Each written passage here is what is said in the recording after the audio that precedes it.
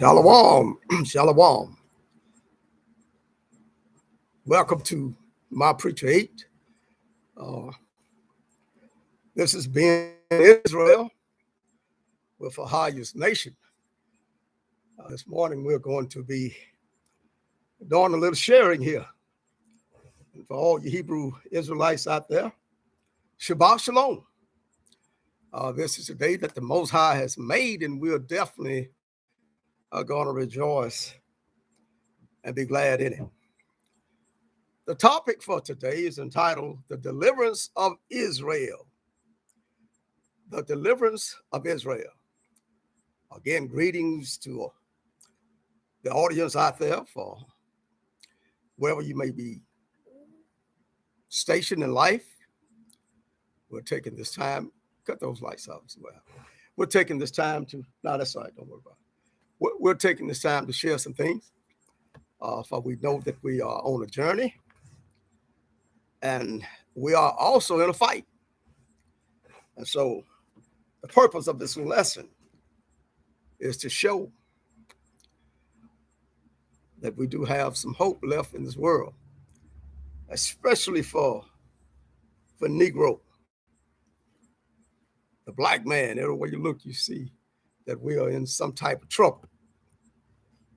And with that type of scenery, we definitely could stand some encouraging words. And so this morning, I'm going to help us on this journey. I'm going to help us in this fight. Of course, our means of help would be instructions from Torah. No other instructions will do. Again, we are going to be reading from the book of Jeremiah. Jeremiah 31. We'll commence reading at verse number 15. Jeremiah 31 and 15. See, can I pull this up? Jeremiah 31 and verse 15. I'll make the correction, Jeremiah 30 and 15. Jeremiah chapter 30 and verse number 15.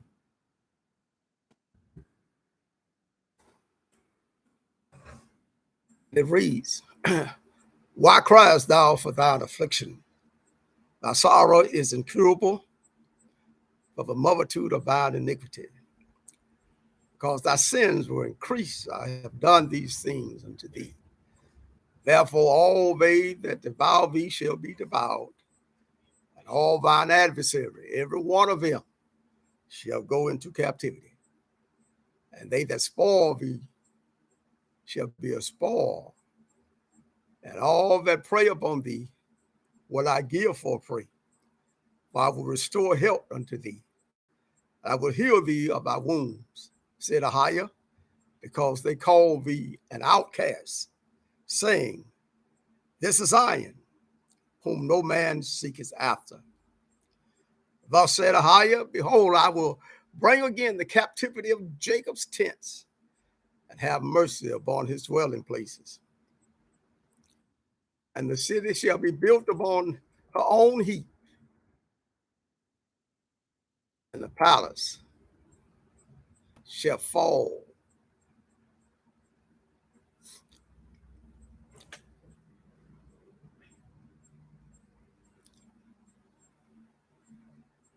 We look at Jeremiah chapter 30, and we take in the message that Jeremiah is giving to Israel. Remember, these are our ancestors. And as he proclaimed the message unto them, he talks about all the troubles that we have endured, or they have endured. But nonetheless, he offers some hope in regard to their situation. He said he would heal them of their wounds. And then he mentioned the fact that they have been called outcasts. And that's what they call us today, Don't they call us outcasts? And so when we look at the situation at hand, let us understand that though we suffer trials and tribulation, though we have been lumped in one basket, nonetheless, there's hope for Jacob. There's hope for Israel. Now, on this journey of life, as we travel down life highway, we have done to ourselves tremendous harm. We have cut our nose off to spite our face.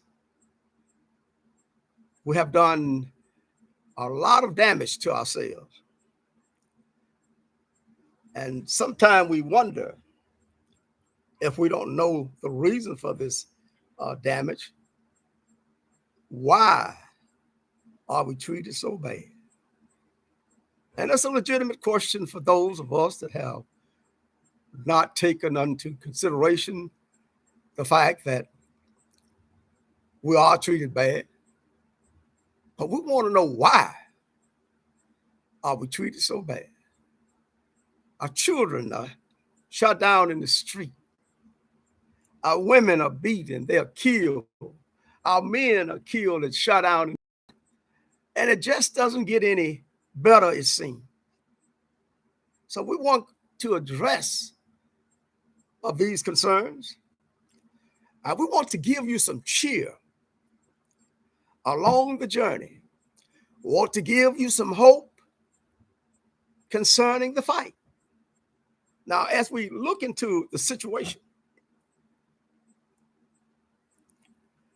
again, we have instructional foundations that we feel comfortable with. Let me tell you some of the instructional foundations that I feel comfortable with and that you ought to feel comfortable with too. And that is what we call the Torah, the Old Testament, the law that was received at Mount Sinai and was brought down and given to our ancestors. We know them as the Ten Commandments. So anytime that I can look into the instructions and see that they are following the guidelines of Torah, that gives me great confidence. For I understand that the origins of Torah is Hebraic. Yeah, they were written by our ancestors.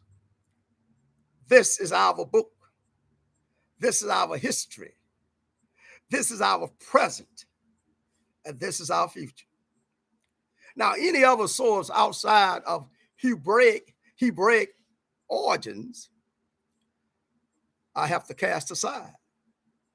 And the reason that they have to be cast aside is simply because of what we read in the book of Deuteronomy chapter 4 and verse number 4. Moses, as he spoke to our ancestors concerning their going over into the land that was promised to our forefathers, merely spoke to them in the tenor of these words. Deuteronomy chapter 4 and verse number 1. Listen to what he has to say. Deuteronomy 4 and verse number 1. Now therefore hearken, O Israel, unto the statutes and to the judgment which I teach you, for to do them, that you may live and go in and possess the land which Ahijah Elohim of your father giveth you. You shall not add unto the word which I command you, neither shall you diminish aught from it, that you may keep the commandments of Ahijah your Elohim, which I command you. So again, we see the instructions have been given.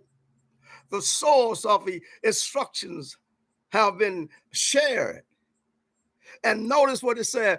He said that he received it from the Father. Elohim, the Elohim of your fathers. And receiving these instructions, be mindful not to add, be mindful not to subtract. So then, with that foundation of Torah, we understand that everything that is written in Torah has a biblical foundation that deals with statutes and commandments and judgment that was given by the Most High to Moses, and he passed them on to the ancestors, to our ancestors. So when we understand this, it is a safe haven. It is a good map to follow. You don't worry about your GPS messing up on you because of the fact the instructions are clear and the source is clear. So you don't receive any instructions outside of Torah. And so that's what this is all about. On this journey that we're on today, in this fight that we're in today, let us be mindful that this fight and that this journey is actually programmed by the Most High himself. For you see, the things that we suffer and the things that we have suffered has everything to do with Torah, has everything to do with our relationship with our Elohim. And we must not forget that. So then as we seek answers concerning the grievous conditions that we find ourselves in, the plight that our lives has given us in terms of our survivability, let us understand that there's a reason for this. Sometimes I know the bill get kind of bitter and we don't want to swallow it. Sometimes it's so tough until we just don't want to believe it. But the reality is that we caused it ourselves. We brought it upon ourselves. And because we brought it upon ourselves, we ought to be men and women enough to take it. If we go back to Jeremiah chapter 30 and verse 15, again, he tells you what's going on with us, even in our world today. When your children are being shut down, when we are being denied the basic necessity of human life, when we are being talked about. When all of these things take place in our life, let's not be of a mind that we don't know what's going on. Let us remember. We're going to back up just a little bit in verse number 13 of Jeremiah chapter 30 and verse 15. We're going to back up a little bit and we're going to get this thing together. Hold on just a minute. For there's a necessity that we be well informed. At least our GPS direct us to a dead-end street. And if we're directed to a dead-end street, chances are we won't make our destination. And we won't get the benefits that we're seeking. But the reason that we find ourselves in this position, at verse 15, we did it to ourselves. And then we cry. Why criest thou for thine affliction? Thy sorrow is incurable for the multitude of thine iniquity. Yeah, we've been playing some sinful games around here. We've been disrespecting the Most High. We've been serving idols. And I'm going to tell you something. Once you serve idols, don't expect help from the Most High, because he doesn't endorse idols. He doesn't play with idols. He doesn't play with them that endorse idols. One of the first commandments that he gave us in the book of Exodus chapter 20 and verse number 1, he simply says unto us that we were to remember that he is the one that brought us out of the land of Egypt, out of the land of captivity, and that we should have no other gods before him. Yes, he brought us out of the house of bondage, and he expects us to serve him unconditionally because what he has done for us. Again, in Jeremiah 6 and verse 16, as we contemplate on which way to go and how did we get here. Again, it's because of our disrespect for our Creator. Not only was this our disrespect for Him, but it was our lack of love for each other that caused us to go astray and caused Him to drive us from the homeland that He had given us because of the fact that we forgot who He was. Isaiah chapter 1 tells us that we forgot who He was. And some of us today still don't know who He is. And so when all of these things befall us, let us look back. Let us look at the cause. Because thy sins were increased, he said, at verse 15 of Jeremiah chapter 30. I have done these things unto thee. So then, why are we suffering? Because of our iniquity and because of the sins that we have practiced and because of the idolatry that we find ourselves in. Yes, He doesn't care for idolatry. Let us go again to the book of Exodus. Exodus chapter 20.